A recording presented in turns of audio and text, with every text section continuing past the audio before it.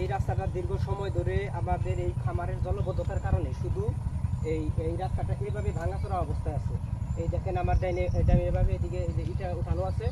এই শুধু খামার কর্তৃপক্ষের গাফলতির কারণে এই রাস্তাটা দীর্ঘ সময় চা বাগান থেকে আপনার রঘুনাথপুর বোয়ালি আঞ্চলিক এই সড়কটা এমন বেহাল অবস্থা হয়েছে যেখানে মানুষ কোনো অবস্থাতে এই অঞ্চলের মানুষগুলো পারাপার হতে পারছে না।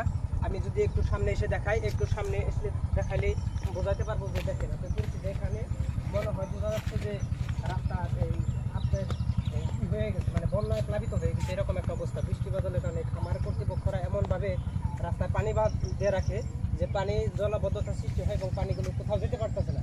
এই অঞ্চলের মানুষগুলো এই রাস্তাতে কোনো অবস্থা যাওয়ার না কারণেই আজকে এই রাস্তার এই জলাবদ্ধতা এই অবস্থা। এই বিভিন্ন সময় বিভিন্ন কর্তৃপক্ষ খামার কর্তৃপক্ষকে যদি কোনো প্রকার কথাবার্তা বলছে, তারা কোনো কথাবার্তা শোনে নেয় এবং তারা কোন প্রক্রিয়ায় কীভাবে এই খামারের এই পানিগুলো বেঁধে রাখে এবং রাস্তাগুলো এরকম সমস্যা সৃষ্টি করে। আমি এই বোয়ালি ইউনিয়নের চেয়ারম্যান মহোদয় আছে তারকে বলবো যে উনি যেন ওনার এই অবস্থাটা উনি দেখে এবং এই রাস্তাটা মেরামত করার ব্যবস্থা করে এবং খামার কর্তৃপক্ষকে যেন উনি চাপ দেয়। এই খামার কর্তৃপক্ষ এই রাস্তাটা যদি একটু হলেও মানে চতুর্পাশে বাদ দিয়ে এই রাস্তাটা মেরামত করে দেয় এবং মানুষ যত এখানে সুন্দরভাবে যাতায়াত করতে পারে। এই যে একটু সামনে এসে দেখায় আমি রাস্তা দেখেন, অবস্থাটা দেখেন, এইদিকে সামনে একটু সামনে আসো, রাস্তাটা দেখেন। এই যে রাস্তার পরিস্থিতি, এখানে এমনভাবে পানি মানে বেজে রয়েছে যে পানিগুলা কোনোভাবে যাওয়ার কোনো অবস্থা নেই। মানে রাস্তাটা খামারের তুলনায় নিচে হয়ে গেছে, শুধু খামার কর্তৃপক্ষের গাফলতি। এই একটি গাফলতির কারণে এই রাস্তাগুলো মেরামত হচ্ছে না। ওই পাশে সামনে যদি আমি দেখাইতে পারতাম, সামনে আরও কয়েকটা, এই পাশে আরও খামার আছে, এই পাশে দেখেন বিশাল বড় একটা খামার। এই খামার পুরো রাস্তাটাই একই অবস্থা, জলবদ্ধতা সৃষ্টি হয়েছে। এখানে স্কুলের ছাত্রছাত্রী সহ সাধারণ মানুষ কোনো খাদ্য দ্রব্য কোনো কিছু নিতে পারতেছে না এবং নিতেও পারে না।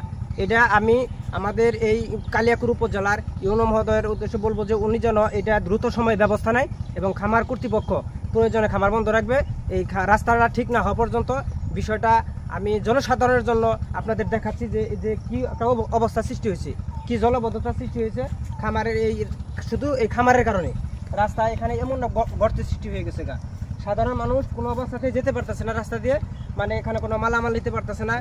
চা বাগান থেকে আপনার বোয়ালি এই আঞ্চলিক সড়কটা মানে মানুষের যাতায়াতের কোনো প্রকার ব্যবস্থা নাই যে এখান দিয়ে রাস্তা দিয়ে মানুষ হাঁটবে, শুধু রাস্তার দুই সাইড দিয়ে হাঁটতে হয়, রাস্তা দিয়ে হাঁটতে পারে না। বিগত সময়ে রাস্তায় অনেক ডাবল ইটের সোলিং করা হয়েছিল, সেই ডাবল ইটের সোলিংটাও ভেঙে আজকে নাই। দেখেন এই যে এখানে কোনো রাস্তার ইটের কোনো ব্যবস্থা নেই, শুধু এখানে রাস্তাটা দেখে যে চতুর্পাশে রাস্তাটাগুলো দেখাও যে রাস্তাটা কী অবস্থা করছে। শুধু খামার কর্তৃপক্ষ এখানে কোনো প্রকার তাদের কোনো অবস্থাতেই শোনানো যাচ্ছে না যে জনসাধারণের কিভাবে ক্ষতি হচ্ছে, তাদের কিছু লাভের জন্য তারা এই রাস্তাটা এরকম অবস্থা করে রাখছে।